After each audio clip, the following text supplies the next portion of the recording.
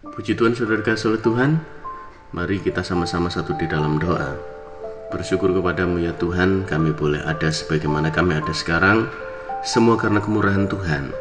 Kalau sebentar kami akan merenungkan kebenaran firman-Mu, tuntun kami terangi dengan kuasa Roh Kudus-Mu, sehingga kami dapat menangkap, mengerti, memahami firman-Mu dan melakukannya.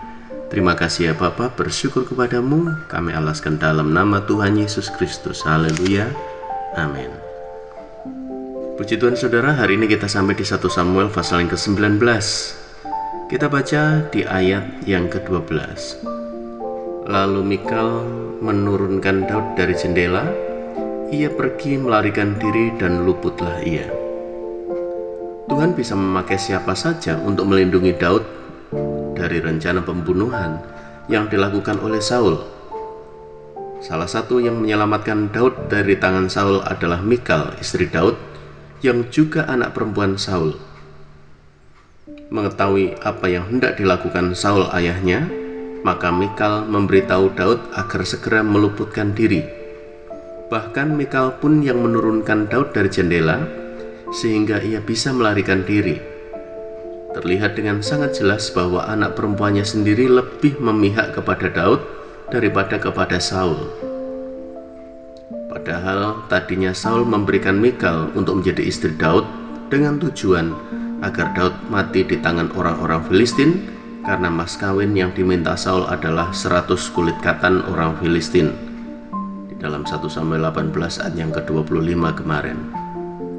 Namun Mikal yang dijadikan jerat oleh Saul malah dipakai Tuhan untuk menggagalkan pembunuhannya atas Daud. Senjata makan tuan, persis seperti yang dikatakan Amsal 26 ayat yang ke-27. Siapa menggali lubang akan jatuh ke dalamnya, dan siapa menggelindingkan batu, batu itu akan kembali menimpa dia. Saul barangkali tidak pernah menyangka bahwa justru Mikal lah yang menyelamatkan Daud. Apa makna rohaninya bagi kita? Manusia bisa saja mereka-rekakan yang buruk, namun Tuhan bisa memakai hal itu untuk menyatakan kebaikannya kepada kita. Yusuf juga mengalami hal itu. Saudara-saudaranya merancang hal yang buruk kepadanya dengan menjual Yusuf sebagai budak. Namun siapa sangka hal itu justru mendekatkan Yusuf kepada rencana Tuhan yang indah. Kita mungkin saja mengalami perlakuan-perlakuan yang tidak adil dari orang-orang di sekeliling kita. Bahkan mereka mungkin sudah memasang jerat di sana-sini untuk menjatuhkan kita. Namun demikian, percayalah bahwa Tuhan akan meluputkan kita. Kalaupun sepertinya jerat itu berhasil membuat kita jatuh, percayalah bahwa Tuhan sanggup memulihkan keadaan kita dan memakai hal-hal buruk itu sebagai bagian dari rencana yang indah di dalam kehidupan kita. Manusia bisa mereka-rekakan hal yang buruk, namun Tuhan bisa memakai itu untuk menyatakan kebaikannya. Jadi, kalau toh saudara menghadapi pergumulan yang berat, perlakuan yang tidak adil dari orang-orang di sekeliling saudara, tangkaplah dan imani bahwa itu bagian dari rencana Tuhan yang indah untuk mengubahkan keadaan, bahwa saudara dipakai oleh Tuhan menjadi alat kemuliaannya di waktu yang akan datang. Puji Tuhan, mari kita satu dalam doa.